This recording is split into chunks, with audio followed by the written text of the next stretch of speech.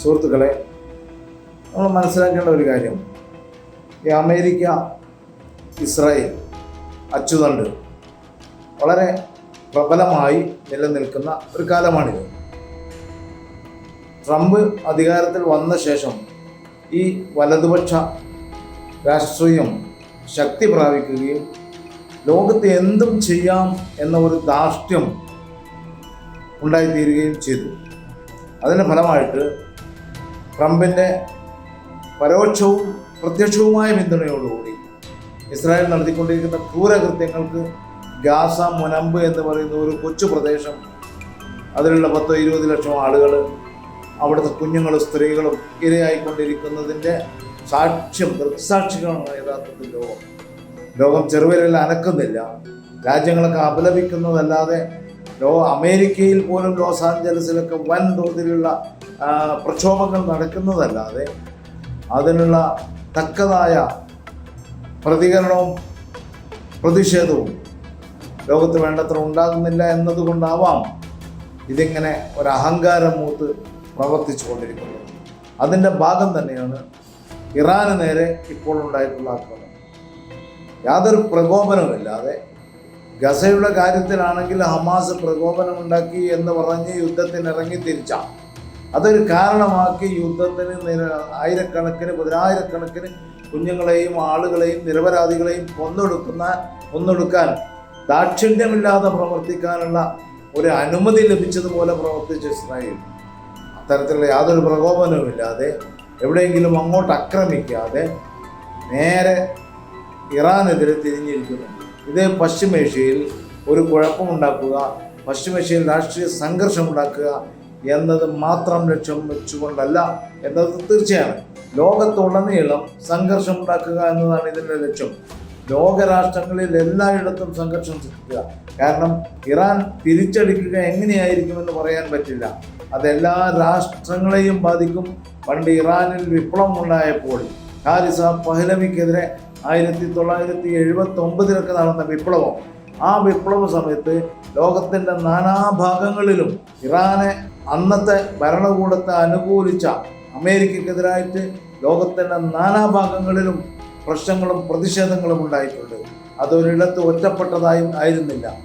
അതേപോലെ വീണ്ടും ഇറാനെതിരെ ഉപരോധം ഏർപ്പെടുത്താൻ ശ്രമിച്ചപ്പോൾ അമേരിക്കൻ ഹെലികോപ്റ്ററുകൾ ഇറാൻ്റെ ആകാശത്തിന് മുകളിൽ കൂട്ടിയിടിച്ച് വീണപ്പോൾ അമേരിക്കൻ എംബസിയിലുള്ള ആളുകളെ ഇറാൻ ബന്ദികളാക്കി വെച്ചപ്പോൾ അവരെ രക്ഷിക്കാൻ വേണ്ടി അമേരിക്ക നടത്തിയ ഒരു അറ്റാക്കുണ്ട്. ആ അറ്റാക്കിൽ അമേരിക്കയുടെ ഹെലികോപ്റ്ററുകൾ കൂട്ടിയിടിച്ചു, അവിടെ തീപിടിച്ചു, അത് വീട് നശിച്ചുപോയി. ഇത്തരം പ്രത്യാഘാതങ്ങൾ കാരണമാണ് അമേരിക്ക പിന്നീട് പിൻവാങ്ങിയത്. അന്ന് പിൻവാങ്ങിയ അമേരിക്ക പിന്നീട് ഇറാനുമായി സൗഹൃദം ഉണ്ടാക്കാൻ ശ്രമിച്ചു. ഇപ്പോൾ ഇവിടെ സംഭവിച്ചുകൊണ്ടിരിക്കുന്നത് ഇസ്രായേൽ നടത്തിയ ഏകപക്ഷീയമായ ആക്രമണമാണ്. ഇതിനെ അക്രമം എന്ന് പറയാൻ പറ്റില്ല. കാരണം ഇത് പണ്ട് ബ്രിട്ടീഷുകാരൊക്കെ പയറ്റിയിട്ടുള്ള ചില അടവ് നയങ്ങൾ എന്നും അതിനെ പറയാൻ പറ്റില്ല. ബ്രിട്ടീഷുകാർ പയറ്റിയിട്ടുള്ള ഏറ്റവും നെറികെട്ട ചില രാഷ്ട്രീയം ഉണ്ട്. അതായത് ഒറ്റുകാരെ ഉണ്ടാക്കുക, പണം കൊടുത്തും അധികാരം കൊടുത്തും ഒറ്റുകാരെ സൃഷ്ടിക്കുക. ഇന്ത്യയിലൊക്കെ നാട്ടുരാജാക്കന്മാരെ ഒറ്റുകാരാക്കി മാറ്റിയതുപോലെ അങ്ങനെ ബ്രിട്ടീഷുകാർ ഇന്ത്യ കീഴടക്കിയത് ഒറ്റുകാരെ സൃഷ്ടിച്ചുകൊണ്ടാണ്. ആ ബ്രിട്ടീഷ് തന്ത്രം തന്നെയാണ് ഇവിടെ മീർബാക്കി, ടിപ്പു സുൽത്താൻ്റെയൊക്കെ അധപതനത്തിനും രക്തസാക്ഷിത്വത്തിനും കാരണമായിട്ടുള്ള ഒറ്റുകാരുണ്ട്. ജൂദാസിൻ്റെ സംസ്കാരം വെച്ച് പുലർത്തുന്ന ആളുകൾ. ആ ജൂദാസുമാരെ സൃഷ്ടിക്കുക എന്നുള്ളതാണ്. അത് തന്നെയാണ് യേശുക്രിസ്തുവിനെ കുരിശിലേറ്റാൻ ജൂദാസിനെ 30 വെള്ളിക്കാശ് കൊടുത്ത് വിലക്കെടുത്ത അതേ പഴയ ജൂത തന്ത്രം ഇന്നും ജൂതന്മാർ പ്രയോഗിച്ചുകൊണ്ടിരിക്കുന്നു. ഇറാനിലെങ്ങും എവിടെയും ഒറ്റുകാരുണ്ട്. ഇറാനിലെ പ്രതിപക്ഷം, ഇറാനിലെ ഭരണകൂടത്തിന് ശത്രുക്കളുണ്ട്. ആ ശത്രുക്കളെ വിലക്കെടുക്കാൻ എളുപ്പമാണ്. അതുപോലെ തന്നെ തുർക്കിയിലുണ്ട്, പല രാജ്യങ്ങളിലും. ആ രാജ്യങ്ങൾക്ക് എതിരായിട്ട് അട്ടിമറി നടത്തണം. അമേരിക്ക പറയുന്നത് കേൾക്കുന്നില്ലെങ്കിൽ, ഇസ്രായേൽ പറയുന്നത് അനുസരിക്കുന്നില്ലെങ്കിൽ അവിടെ ഒറ്റുകാരെ സൃഷ്ടിക്കുക. അതിന് മൊസാദ് പോലുള്ള രഹസ്യ സംഘടന അവർക്കുണ്ട്. അവരുടെ രഹസ്യ സംഘടന, അവരുടെ ചാരസംഘടനയാണ് ഇസ്രായേലിൻ്റെ ചാരസംഘടനയായ മൊസാദിനെ ഉപയോഗിച്ചുകൊണ്ട് എത്ര എത്ര ശാസ്ത്രജ്ഞന്മാരെ മൊസാദ് കൊന്നിട്ടുണ്ട്. 1979 ഇറാനിൽ ആയത്തുള്ള റൂഹുള്ള ഖുമൈനിയുടെ നേതൃത്വത്തിൽ ഇസ്ലാമിക വിപ്ലവം അരങ്ങേറിയത്. ഇതേ തുടർന്ന് ആയത്തുള്ള അമേരിക്കക്കെതിരായിട്ട് ശക്തമായ പ്രതിഷേധവും ഉപരോധങ്ങളും എല്ലാമാണ് പ്രഖ്യാപിച്ചിരുന്നത്. അമേരിക്കയുടെ ഒരു സഹായവും സ്വീകരിക്കുകയില്ല എന്ന് പറഞ്ഞു.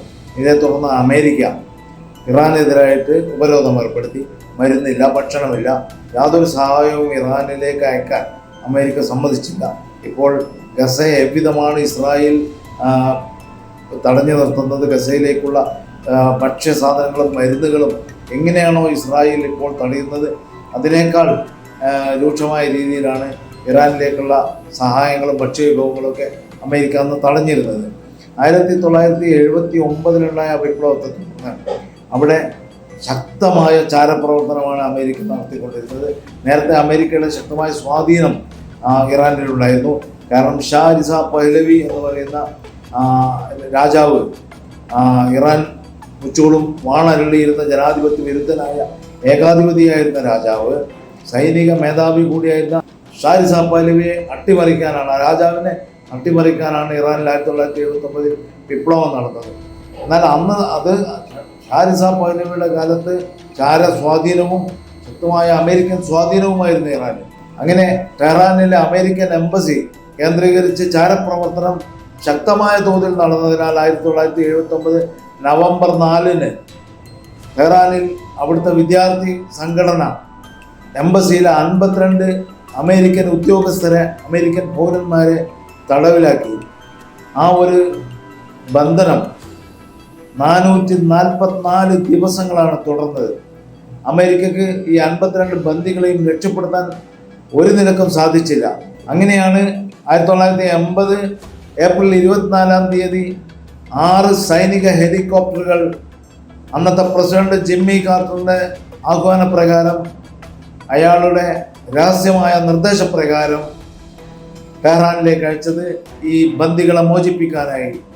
ആ ഹെലികോപ്റ്ററുകൾ പരസ്പരം ഇടിച്ച് തകർന്നു വീഴുകയും ചാരമായി മാറുകയും ചെയ്ത ഒരു വിസ്മയകരമായ അല്ലെങ്കിൽ ഒരു അത്ഭുത സംഭവം അന്ന് ഇറാനിൽ അരങ്ങേറുകയുണ്ടായി.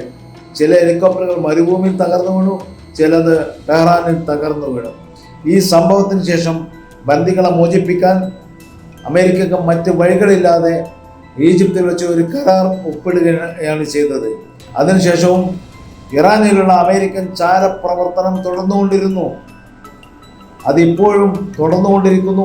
പിന്നീട് ഇസ്രായേലാണ് മൊസാദിനെ ഉപയോഗിച്ച് ശക്തമായ ചാരപ്രവർത്തനം അവിടെ ആരംഭിച്ചത്. ആ ചാരപ്രവർത്തനങ്ങളുടെ ഫലമായിട്ട് ഇപ്പോൾ അതിശക്തരും അതിബുദ്ധിമാന്മാരുമായ ഇറാനിലെ 6 ആണവ ശാസ്ത്രജ്ഞരെയാണ് ഇസ്രായേൽ പിൻ പോയിന്റ് ചെയ്ത് കൊന്നുകളഞ്ഞിട്ടുള്ളത്. ഇത് നേരത്തെയും ഇസ്രായേൽ ചെയ്തിട്ടുള്ളതാണ്. ഇറാഖിലെ ഏറ്റവും ശക്തനായ ഒരു ആണവ ശാസ്ത്രജ്ഞൻ ഉണ്ടായിരുന്നു, ലോകം മുഴുവൻ അറിയപ്പെടുന്ന ആണവ ശാസ്ത്രജ്ഞൻ. ആ ആണവ ശാസ്ത്രജ്ഞനെയും ഇതുപോലെ ദുബായിലെ ഒരു ഹോട്ടലിൽ വെച്ചാണ് മൊസാദിൻ്റെ ചാരന്മാർ വന്ന് കൊന്നുകളഞ്ഞത്.